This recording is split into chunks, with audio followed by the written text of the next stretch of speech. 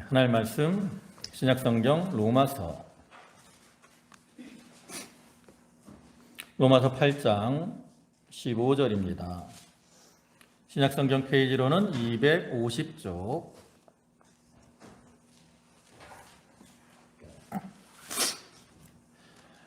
로마서 8장 15절부터 18절까지 말씀입니다. 봉독하겠습니다. 너희는 다시 무서워한 종의 영을 받지 아니하고 양자의 영을 받았으므로 우리가 아빠 아버지라고 부르짖느니라. 성이 친히 우리의 영과 더불어 우리가 하나님의 자녀인 것을 증언하시나니 자녀이면 또한 상속자 곧 하나님의 상속자요 그리스도와 함께한 상속자니 우리가 그와 함께 영광을 받기 위하여 고난도 함께 받아야 할 것이니라. 생각건대 현재의 고난은 장차 우리에게 나타날 영광과 비교할 수 없도다. 아멘. 네, 할렐루야. 어느덧 이제 2023년도 벌써 4분의 1이 지나고 4월에 첫 줄이 되었습니다. 이 시간에도 하나님께 예배하는 모든 성도들에게 하나님 주시는 은혜와 축복이 함께 하시기를 주님의 이름으로 축원합니다. 이 시간에 로마서 8장 15절부터 18절까지의 말씀을 보셨는데 그 중에 18절의 말씀을 보면 현재의 고난은 장차 우리에게 나타날 영광과 비교할 수 없도다. 이와 같이 말씀을 하고 있는데 이 말씀을 근거로 해서 현재의 고난과 장차 올 영광이라는 제목으로 함께 은혜를 나누고자 합니다. 오늘은 우리가 잘 아는 것처럼 예수님이 이 세상에 오셔서 그 고난당하신 것을 기념하는 그 고난주간의 첫날인 고난주일입니다. 하나님이신 예수님께서 그 죄와 허물로 인해서 고난당하고 멸망당할 수밖에 없는 우리 죄인들을 위해서 친히 인간의 몸을 입고 세상에 오셨고 또 우리를 위해서 고난을 받으셨습니다. 그래서 그것에 대해서 이사야 53장 5절에서 그가 찔림은 우리의 허물 때문이요 그가 상함은 우리의 죄악 때문이라. 그가 징계를 받은 우리는 평화를 누리고 그가 채찍에 맞음으로 우리는 나음을 받았도다 라고 말씀을 했어요. 네, 이렇게 예수님이 세상에 오셔서 많은 고난을 받으셨는데 그럼 주님은 고난을 당하실 때 어떤 모습으로 고난을 당하셨느냐? 요한복음 12장을 보면 예수님께서 이제 마지막 유월절을 앞두고 예루살렘에 올라가십니다. 그때 대제사장들과 이제 바리새인들이 예수님을 죽이려고 이렇게 공모를 하죠. 그때 그 사실을 한 그 헬라인 몇 사람이 예수님께 이제 그 사실을 알려드리려고 제자들을 찾아오죠. 그때 예수님이 그러한 자들을 향해서 뭐라고 말씀하십니까? 요한복음 12장 23절을 보면 예수님은 그때 인자가 영광을 얻을 때가 왔도다 라고 말씀을 하시죠. 이와 같이 예수님은 자기의 십자가를 앞에 두신 그러한 상황에서 인자가 영광을 얻을 것이다. 즉 십자가를 영광을 얻는 것에 비유를 하고 있습니다. 고난을 영광이다라고 표현을 하는 거죠. 이와 같이 예수님이 자기의 고난, 십자가를 영광이라고 말씀을 하시는 것은 그 눈앞에 있는 고난을 바라본 것이 아니라 그 뒤에 있는 영광을 바라보셨기 때문이라는 거죠. 오늘날 우리가 이 예수를 믿고 신앙생활을 하면서 이 세상을 살아가는데 우리가 이 세상을 살아가다 보면 우리 앞에 여러 가지 고난과 어려움들이 닥쳐올 때가 많이 있습니다. 특별히 지난주에 말씀드린 것처럼 우리가 주님께 합당한 자로 살아간다라는 것은 자기의 십자가를 지고 가는 것이다 라고 말씀을 드렸기 때문에 그와 같이 주님께 합당한 자로서 살아가기 위해서 자기의 십자가를 지고 나아가는 사람들은 그 고난의 자리에 들어갈 수밖에 없다라는 거죠. 그럼 우리가 이 고난을 당할 때 우리는 어떠한 모습을 가져야 되느냐? 예수님의 십자가를 영광으로 바라보신 것처럼 오늘날 우리들도 고난이 아닌 영광으로 바라볼 수 있어야 된다라는 거죠. 오늘 본문 18절을 다시 보시면 현재의 고난은 장차 우리에게 나타날 영광과 비교할 수 없다 그랬어요. 우리가 이 세상에도 아무리 큰 고난과 어려움을 당할지라도 그것으로 인해서 받게 되는 영광은 비교할 수 없는 거라는 거죠. 그래서 우리가 오늘 이 시간을 통해서 주님이 이 당하신 것을 기념하는 이 고난주일을 보내면서 우리가 당하는 고난과 또 장차 나타날 그러한 영광의 모습을 바라보고 주님이 그 고난이 아닌 뒤에 있는 영광을 바라보시고 십자가를 영광으로 여기고 나간 것처럼 우리들도 자기 앞에 십자가 고난을 이렇게 영광으로 여기고 또 달게 지고 나아가는 그러한 성도들이 되도록 해야 되겠습니다.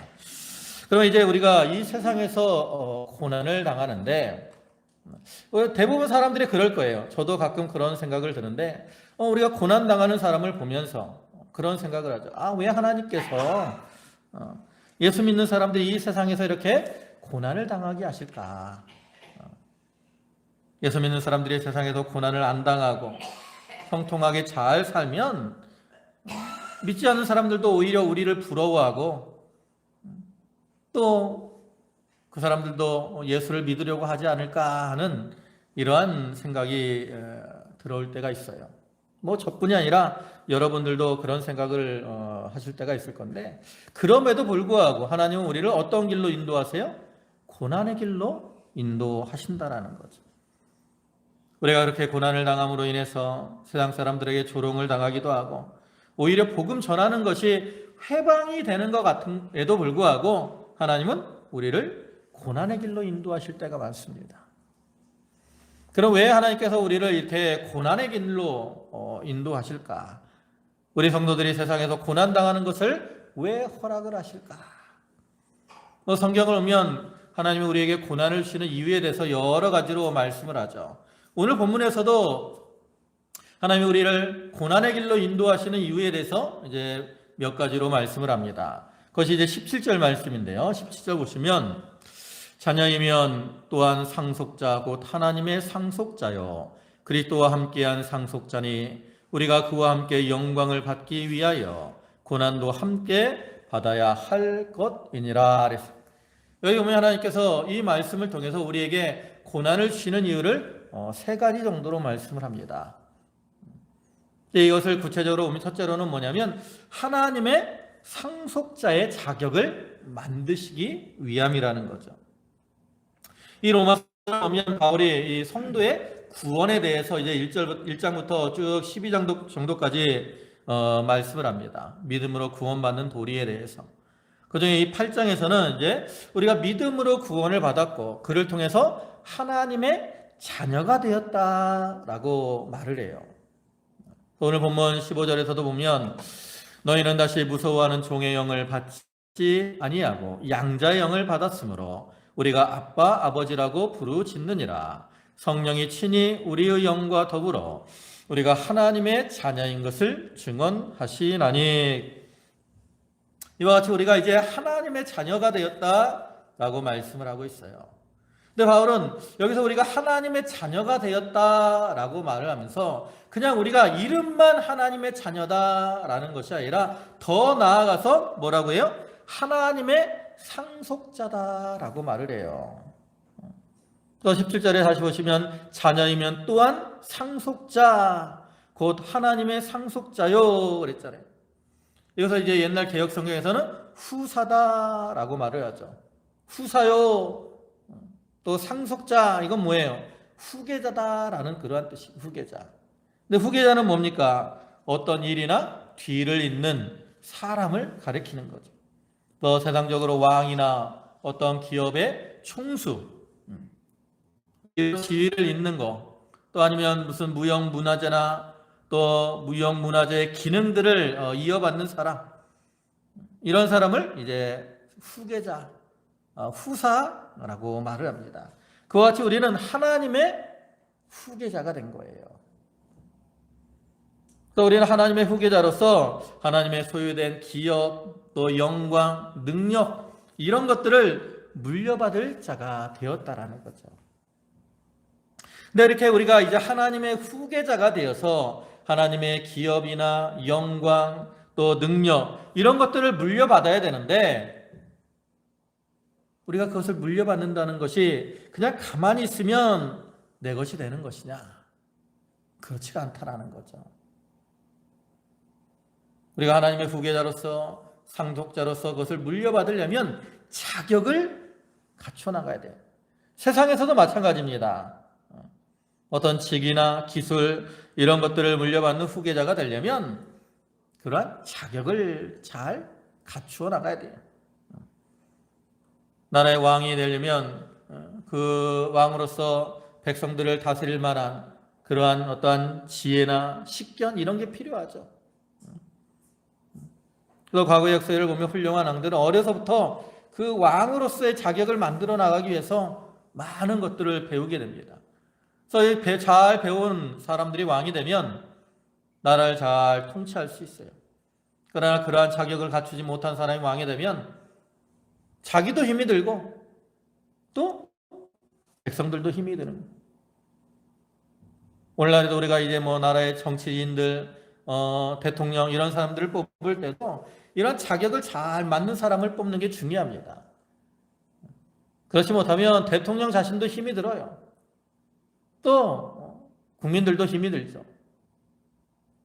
그래서 솔로몬은 하나님 앞에 왕이 된 이후에 일천번제를 드리고 하나님이 내가 너에게 무엇을 줄까 구하라 하니까 솔로몬이 하나님 앞에 백성을 다스릴 만한 지혜를 구한 거죠. 그만큼 자격을 갖추는 것이 중요하기 때문에 그래요. 기업도 마찬가지죠. 그래서 자격 있는 그러한 이 사람이 사장이 되거나 그러면 그 기업은 점점 번성해 나가게 됩니다. 반면에 자격 없는 사람이 왕이 되면, 그 지도자가 되면, 사장이 되면 기업은 흔들리고 심하면 파산을 하는 경우도 그래요. 있어요. 그래서 세상적으로도 이렇게 좋은 후계자를 만들어 나가기 위해서 어려서부터 많은 노력을 하고 또 잘 가르쳐 나아가는 것을 볼 수 있는데 이것이 영적인 면에서도 마찬가지라는 거죠. 우리가 하나님의 자녀요 또 상속자가 되었는데 우리가 하나님의 자녀로서 또 하나님의 상속자로서 그 어떤 지위를 누리기 위해서는 그에 합당한 자격이 필요하다는 거예요. 그럼 우리가 가져야 될 자격은 뭐냐? 바로 예수 그리스도를 닮아 나가는 것이고 우리 속에 그리스도의 형상을 이루어 나가는 겁니다. 왜냐하면 예수 그리스도께서는 하나님의 상속자로서의 자격을 완전히 갖추신 그러한 분이시기 때문에 그래요. 그래서 그러한 예수님을 우리가 닮아 나가고 우리 속에 그리스도의 형상을 이루어 나가면 우리도 그리스도와 같이 상속자로서의 자격이 만들어지게 된다는 거죠. 그럼 예수님은 어떻게 그 상속자로서의 자격을 온전히 갖추셨느냐? 예수님도 고난을 통해서 순종하심으로 온전하게 되셨습니다. 더 빌립보 2장 8절을 보시면 사람의 모양으로 나타나사 자기를 낮추시고 죽기까지 복종하셨으니 곧 십자가에 죽으심이라 그랬고요. 또 이어서 히브리서 5장 8절과 9절을 보면 그가 아들이시면서도 받으신 고난으로 순종함을 배워서 온전하게 되었은즉 그랬어요. 예수님도 이렇게 받으신 고난을 통해서 순종을 배우셨고 그를 통해서 온전하게 되셔서 상속자의 자격을 갖추신 거죠. 그래서 이렇게 그 순종으로 온전하게 되어서 자격을 갖추신 그러한 예수님을 하나님께서 이제 상속자로 삼으셨어요. 그리고 상속자의 지위에 앉히셨죠. 그것이 이제 뒤에 빌립보 2장 9절부터 나오는 말씀입니다. 거기 보시면 이러므로 하나님의 그를 지극히 높여 모든 이름 위에 뛰어난 이름을 주사 하늘에 있는 자들과 땅에 있는 자들과 땅 아래에 있는 자들로 모든 무릎을 예수의 이름에 꿇게 하시고 모든 입으로 예수 그리스도를 주라 시인하여 하나님 아버지께 영광을 돌리게 하셨느니라 그랬어요. 여기 나타난 이 말씀이 상속자로서 예수님이 누리시는 그러한 권세를 보여주는 거죠. 이와 같이 예수님이 순종을 통해서 온전하게 되셔서 하나님의 상속자의 자격을 갖추신 것처럼 하나님께서 오늘날 우리들도 하나님의 상속자로서의 자격을 갖추시기 위해서 우리에게 고난을 주시고 고난의 길로 인도하시는 거예요. 그렇기 때문에 우리는 이러한 고난이 닥쳐올 때 그로 인해서 낙심하지 말고 이렇게 믿음을 그 고난을 통해서 자기의 믿음을 잘 연단해서 여러분 우리가 잘 아는 것처럼 이스라엘 백성들이 이제 애굽에서 나와서 가나안 땅으로 들어가잖아요. 그러면 그 20세 이상의 장정으로서 가나안 땅에 들어간 사람이 누굽니까? 얼마나 되죠?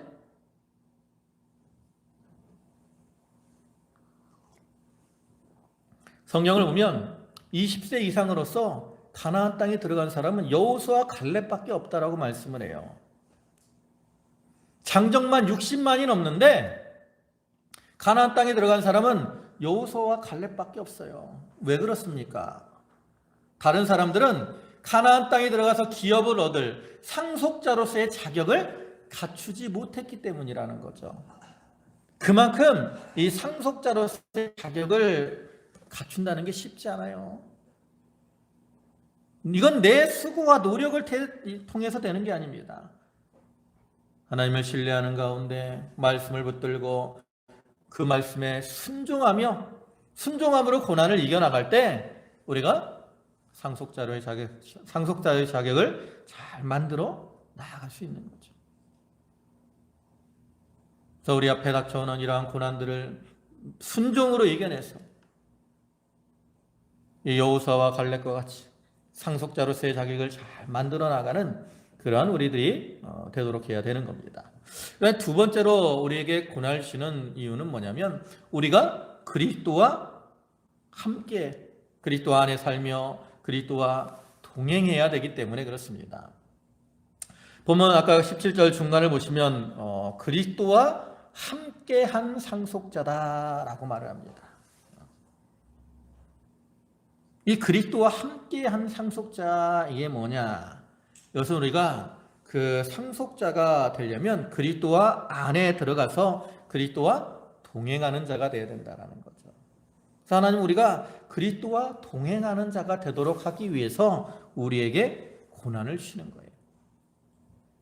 여러분 우리 성도들과 그리스도는 서로 떨어질 수가 없는 그러한 관계죠. 만약에 우리가 그리스도와 떨어져 있다. 그러면 그때 우리가 뭐 교회 나와서 예배를 드리고 봉사를 열심히 하고 기도를 많이 하고 그럴지라도 그의 수고와 노력은 다 뭐예요? 헛된 거예요. 헛된 거. 그리스도와 관계가 없기 때문에 우리가 그리스도 안에 거하고 그리스도와 동행해야 그리스도가 하나가 되고 그를 통해서 이제 하나님의 상속자로서 온전히 만들어지는데 문제는 뭐냐? 우리가 그리스도와 함께하는 그러한 삶에는 뭐가 있어요? 고난이 있다라는 거죠. 왜요? 예수님께서도 이 세상에 오셔서 많은 고난을 당하셨어요. 그리고 제자들에게도 말씀하시죠. 뭐라고 말씀하십니까? 누가복음 9장 23절의 말씀을 보면 또 우리에게 이르시되 아무든지 나를 따라오려거든 자기를 부인하고 날마다 제 십자가를 지고 나를 따를 것이니라 그랬어요. 나를 따라오려면 뭘 져야 돼요? 자기를 부인하고 날마다 자기의 십자가를 져야 된다. 우리가 주님을 따라가는 것은 날마다 자기를 부인해야 되고요. 또 날마다 자기의 십자가를 져야 된다는 거예요. 그러니까 이걸 오늘 말씀과 연결하면 주님께서는 우리가 자기를 부인하고 주님을 따라가도록 하시기 위해서 우리에게 고난의 십자가를 주신 거라는 거죠. 다시 말해서 고난을 통해서 우리가 자기를 부인하게 하시는 거예요. 보통 세상 사람들은 세상에서 어려움 없이 잘 되잖아요. 그럼 어떻게 해요? 자기가 잘난 줄 안다고. 성경의 그러한 모습의 대표적인 사람이 바로 느부갓네살 왕입니다. 이 다니엘 4장을 보면 이 느부갓네살 왕이 자기 어떤 간증하는 모습이 나오는데 먼저 자기 자랑하는 내용이 나오죠. 그것이 이제 4장 30절입니다. 나 왕이 말하여 이르되 이 큰 바벨론은 내가 능력과 권세로 건설하여 나의 도성으로 삼고 이것으로 내 위엄의 영광을 나타낸 것이 아니냐. 이처럼 느부갓네살 왕은 자기가 최고인 줄 알고 자기를 자랑하고 있다라는 거죠. 근데 이렇게 자랑하던 느부갓네살 왕이 어떻게 됐습니까?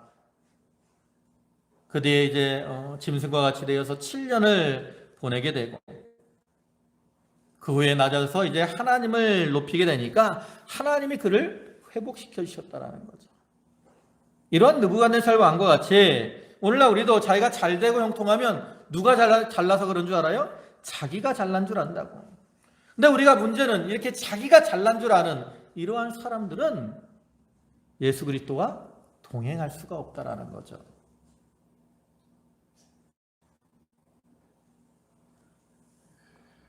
우리가 성경을 보면 사도 바울이 복음을 위해서 수고를 많이 한 그러한 사람이었습니다. 근데 그러한 바울도 고난을 많이 당했어요. 바울은 자기의 육체에 가시가 있다라고 말을 하죠. 그럼 바울이 왜 이러한 고난을 당했습니까? 바울은 자기가 고난당하는 이유를 분명히 깨달았습니다. 그래서 이렇게 고백을 하죠. 고린도후서 12장 7절 보시면 여러 계시를 받은 것이 지극히 크므로 너무 자만하지 않게 하시려고 내 육체의 가시 곧 사단의 사자를 주셨으니 이는 나를 쳐서 너무 자만하지 않게 하려 하심이라. 옛날 성경에서는 자고하지 않게 그랬어요. 자만하거나 자고하거나 교만하지 않도록 하시기 위해서 하나님이 육체의 가시를 주시고 고난을 주셨다라는 거죠.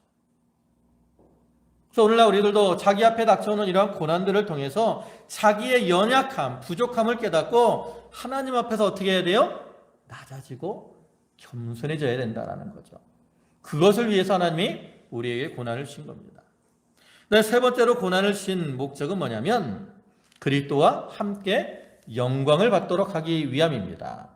17절 하반절 보면 우리가 그와 함께 영광을 받기 위하여 고난도 함께 받아야 할 것이니라 그랬어요.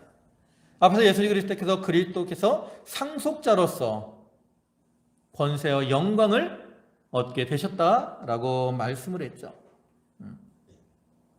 아까 빌립보 그 2장 9절부터 말씀처럼 상속자로서의 온전한 자격을 만들었기 때문에 하나님이 그에게 영광을 주셨어요. 그래서 모든 사람이 예수 이름 앞에 무릎을 꿇게 하시고 또 모든 입으로 그리스도를 주라 시인하게 하시고 이런 영광을 주셨는데 그뿐만 아닙니다. 또 지금도 하나님 우편에서 앉으셔서 이 천하만국을 다스리고 계시고 또 장차 이 세상을 심판할 심판주로 모시게 되시죠. 이것이 이제 상속자로서의 예수 그리스도께서 받으신 영광인데 하나님께서는 우리가 그리스도와 함께 그러한 영광을 받도록 하시기 위해서 또한 우리에게 세상에서 고난을 주신다는 거예요. 또 예수님께서 십자가를 앞에 두고 예수님은 그 뒤에 있는 이러한 영광을 바라보셨기 때문에 인자가 영광을 받을 때가 왔다라고 말씀을 하셨어요. 그래서 오늘날 우리들도 마찬가지라는 거죠. 우리도 그 고난 뒤에 있는 영광을 바라봐야 됩니다. 여러분들은 과연 이러한 고난과 십자가가 올 때 무엇을 바라보십니까? 내 눈앞에 고난을 바라보십니까? 아니면 내 그 뒤에 있는 영광을 바라보십니까? 우리는 고난이 아닌 뒤에 있는 영광을 바라볼 수 있어야 돼요. 아까 이스라엘 백성들 말씀드렸잖아요. 여러분 이스라엘 백성들이 참 애굽에서 나와서 이 가나안 땅까지 갈 때 우리가 알다시피 그들이 얼마나 많은 하나님의 은혜를 체험했습니까? 애굽에서 나온 것부터가 하나님의 은혜였고 뭐 홍해를 건넌 거, 날마다 하늘에서 만나가 내리는 거 이런 것들이 놀라운 하나님의 은혜죠. 근데 이스라엘 백성들은 입에서 나온 말은 어떤 말들이 많이 나왔어요? 감사의 말이 나왔습니까? 그렇지 않았어요. 그들은 조금만 무슨 힘든 일이 만나면 원망, 불평의 말을 일삼았다라는 것. 왜 그들이 그 입으로 이렇게 원망과 불평을 일삼습니까? 그 이유가 뭐예요? 그들은 자기 뒤에 있는 그 영광, 은혜 이런 것들을 바라보지 못해. 당장 눈앞에 있는 조금 힘든 거 그거 바라봤다라는 거죠. 여러분 이스라엘 백성들이 광야 생활하는 동안 하나님이 그들을 어떻게 인도하셨어요? 무엇으로 인도하셨어요? 구름 기둥과 불 기둥으로 그들을 인도하셨습니다. 여러분 이 구름 기둥과 불 기둥은 실제로 그들 앞에서 존재하는 거예요. 그래서 그들이 눈을 뜨고 장막 밖에 나와서 딱 보면 뭐가 보여요? 구름 기둥이 보이는 거예요. 또 해가 지고 날이 추워지면 뭐가 보여요?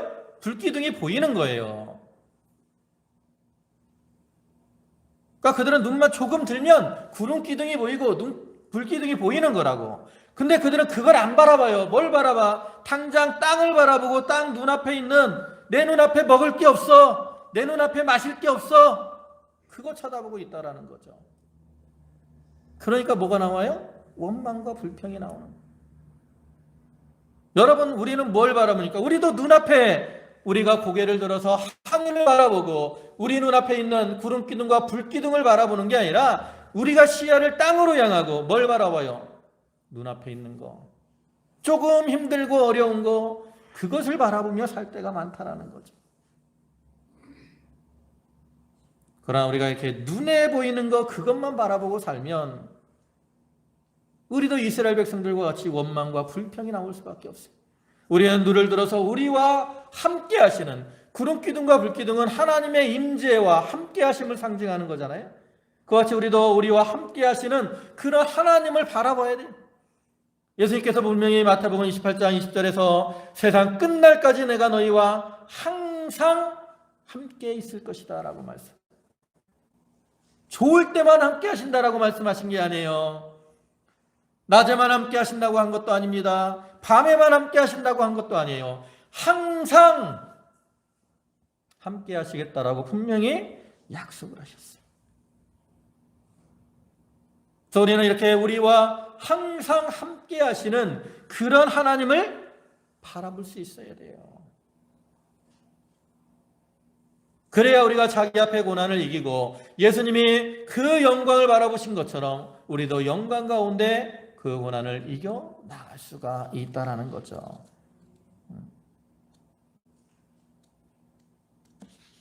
여러분 우리가 이 세상에서 이렇게 여러 가지 고난을 당하지만 하나님은 분명히 그 고난 가운데 우리에게 약속과 소망을 주셨습니다.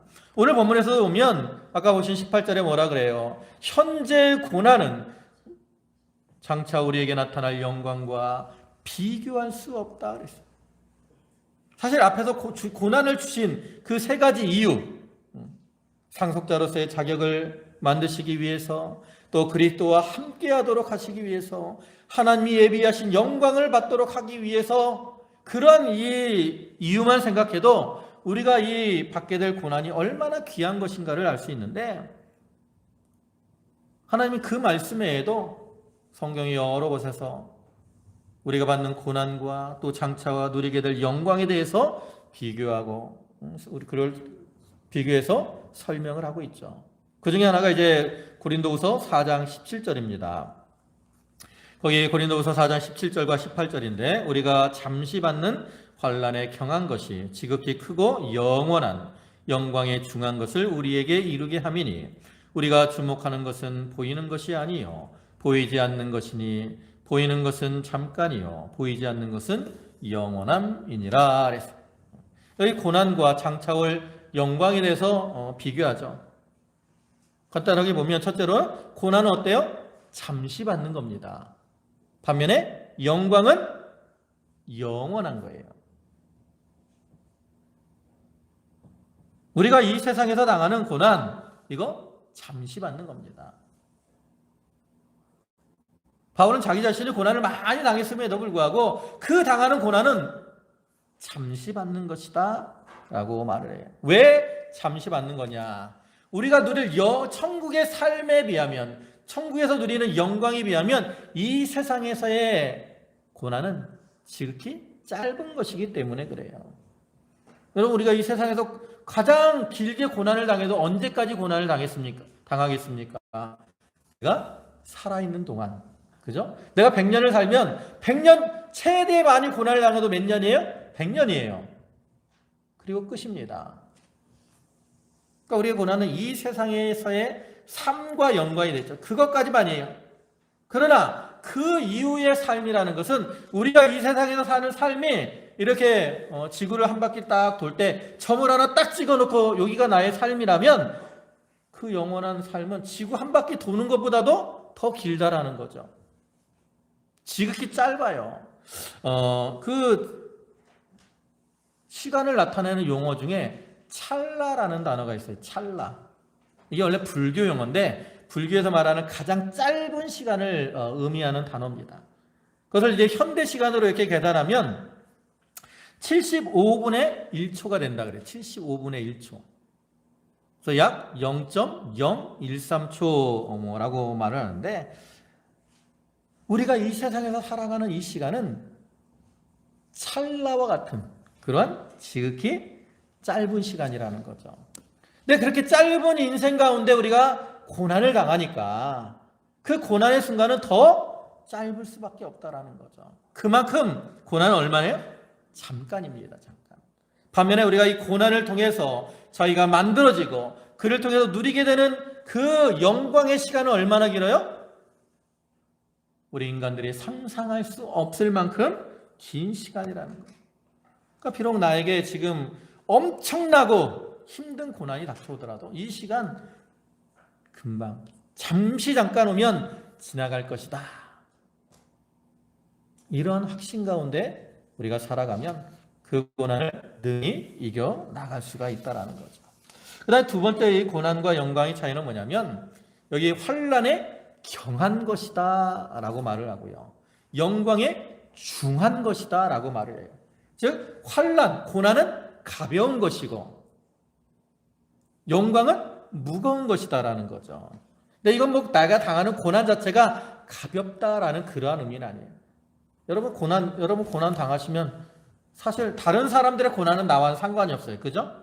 근데 나에게 닥쳐온 고난은 다 힘든 겁니다. 힘들어요. 남자들 군대 얘기하면 군대 갔다 온 사람들 다 뭐라 그래요? 힘들었다. 다 힘들었다 그래요. 근데 어떤 사람들은 보면 진짜로 힘들었어. 뭐 해병대나 이런 사람들 훈련도 막 빡세고 힘들잖아요. 근데 저는 사실 군 생활이 그렇게 힘들지 않았거든요. 근데 저도 딴 사람들한테 말할 때는 힘들었다 그래요. 왜? 내가 당한 거니까. 나에게 닥친 건 다 힘이 드는 겁니다. 그러나 그렇게 힘든 것도 영광에 비하면 지극히 가벼운 거라는 거예요. 상대적인 면이 있어요. 항상. 여러분 100만 원이라는 돈이 있어요. 큰 돈입니까? 작은 돈입니까? 10만 원이 아쉬운 사람한테 100만 원이 아주 커요. 그죠? 근데 재산이 막 100억이 넘어. 그러면 그 사람 100만 원이 클까요? 작을까요? 별로 안 커요. 그죠? 똑같은 금액인데 상대적인 의미를 있어요. 고난도 마찬가지예요. 내가 엄청나게 큰 고난을 당할지라도 영광에 비하면 그건 지극히 가벼운 겁니다. 그래서 세상 말에도 그런 말이 있죠. 왕관을 누리려는 자 그 무게를 감당해야 된다. 역대상을 보면 다윗이 그 암몬 자손을 쳐서 이제 그 왕의 그 관을 가져오는데 관 무게가 왕관 무게가 뭐냐면 얼마냐면 1달란트예요. 1달란트. 1달란트가 무게가 우리나라 요즘 무게로 얼마인 줄 아세요? 한 34kg 됩니다. 여러분 34kg짜리를 머리에다 쥐고 있으려면 쥐고 있겠어요? 왕이니까 지는 거야. 왕이니까 왕관 그 무거운 거 짊어지고 있는 거라고. 그와 같이 우리가 영광을 누리기 위해서 그 고난의 짐을 지는 겁니다. 그러나 그것은 영광에 비하면 지극히 가벼운 거라는 걸 우리가 알아야 돼요. 그리고 여기서 고난이 가볍다는 건 또 다른 의미가 있는데 하나는 뭐냐면 우리가 능히 이겨낼 수 있는 거라는 거죠. 그리고 또 한 가지는 이겨낼 수 있도록 하나님이 도와주신다라는 거예요. 그래서 고린도전서 10장 13절 보면 사람이 감당할 시험 밖에는 너희가 당한 것이 없나니 오직 하나님은 미쁘사 너희가 감당하지 못할 시험 당함을 허락하지 아니하시고 시험 당할 즈음에 또한 피할 길을 내사 너희로 능히 감당하게 하시느니라. 하나님은 시험 당할 때 이렇게 당할 것만 우리가 감당할 수 있는 무게만 주시는 것이고 또 당할 때 도와주신다라는 거죠.